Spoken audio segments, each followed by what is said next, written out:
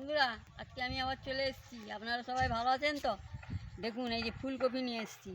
এই ফুলকপি দিয়ে একটা রান্না বানাবো। চলুন বন্ধুরা, রান্নাঘরে যাওয়া যাক, রান্না শুরু করব।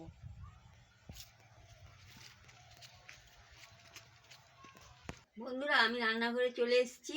এগুলোকে আমি ছোট ছোট করে কেটে নিচ্ছি, দেখতে থাকুন। এইভাবে আমি কেটে নিচ্ছি।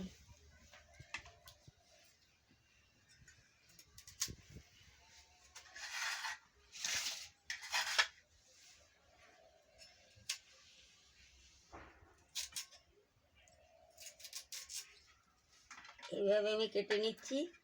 সব সবজি কাটা হয়ে গেলে আমি ফিরে আসছি। বন্ধুরা, আমি কেটে ধুয়ে নিয়ে চলে এসেছি। এই যে দেখুন, ধনেপাতা দিচ্ছি, কাঁচা লঙ্কা কুচি দিচ্ছি, টমাটো কুচি দিচ্ছি, পেঁয়াজের কুচি দিচ্ছি,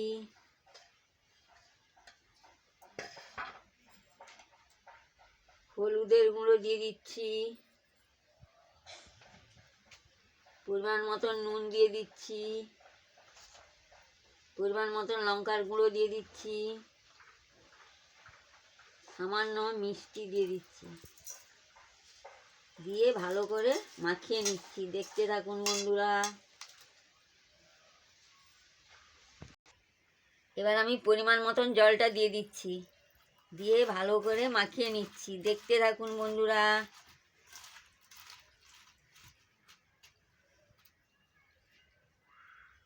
আমার সর্ষের কাঁচা সর্ষের তেল দিয়ে দিচ্ছি, উপরে ছড়িয়ে দিচ্ছি। দেখুন,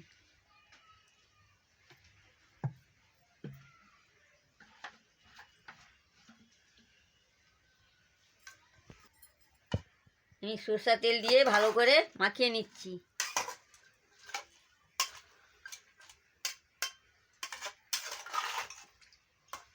এবার আমার মাখানো হয়ে গেছে। দেখুন বন্ধুরা, আমি উনুনের ভেতর বসিয়ে দিচ্ছি, দিয়ে ঢাকাটা দিয়ে দিচ্ছি। সিদ্ধ হয়ে গেলে আমি ফিরে আসছি। আমি ঢাকাটা খুলে নিচ্ছি। দেখতে থাকুন বন্ধুরা। দেখুন কি সুন্দর টকবক করে ফুটছে।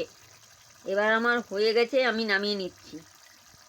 বন্ধুরা, এইভাবে ফুলকপি, আলু, পেঁয়াজ আর টমাটো দিয়ে, কাঁচা লঙ্কা দিয়ে রান্না করে খাবেন, বাটি চচ্চড়ি।